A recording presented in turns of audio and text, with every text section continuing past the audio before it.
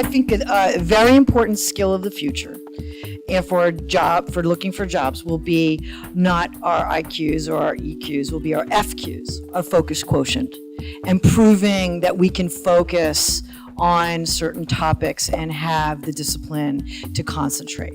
And there's technology now that's looking at eye dilation and facial recognition biometrics that are starting to get to that attention and focus, gaze, for example, and we'll probably start to see those employed because, quite frankly, it's also as an employer. I mean, this is now a little bit Orwellian, but I would love my team to be very focused on their computer and paying attention. And there's been some scary experiments with the Google Glass, which have been given to manufacturing facilities where they've basically been, with the technology, tracking the ergonomics and the efficiency and the attention and productivity of the employee, like, every movement, to be able to see if they're optimizing the manufacturing. We asked, when and where do you unplug? And specifically, does your workplace have limits or expectations, or limits or boundaries on expectations that you always be on? And we were surveying women in our community and many of you. And what's interesting is the single largest response, 59%, said, I'm permitted to set my own boundaries and I like that. So the empowered position of I get to decide. The next largest was, yes, there are boundaries and I like that. Again, a sense of control, that it's not running all over you. The strongest negative response was no boundaries. I have to be reachable 24/7 and that's not okay with me. Just 4%. I think that the only other response that was that low was, I'm permitted to set my own boundaries and I don't like that. So 2 things to read.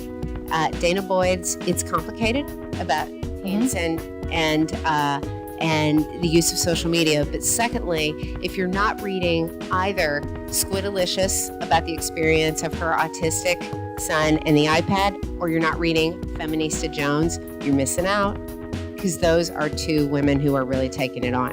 Sorry, I'm going to stop. Never be sorry when you say something interesting. Okay. That interpersonal empathy that's going to come from, people sitting there being able to communicate, because at least our research is showing that, however much people might, when we ask them about taking advice or information about parenting topics, when we say, who do you go to? And we give them a list of 30 choices.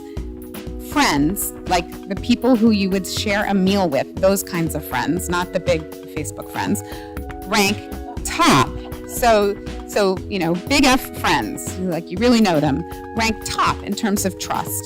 And Facebook, social media, more generally, ranks closer to the bottom. So there's still something to be said for that one-on-one, or I've physically met you, in the flesh, we've talked, we've broken bread together maybe.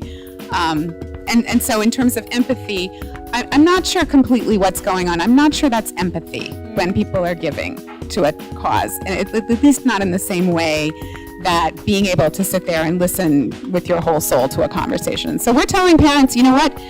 We're not saying throw away the devices, but practice the other thing. Practice sitting there and looking, play games where you look in your child's eyes and they have to look in your eyes for a suspended period of time.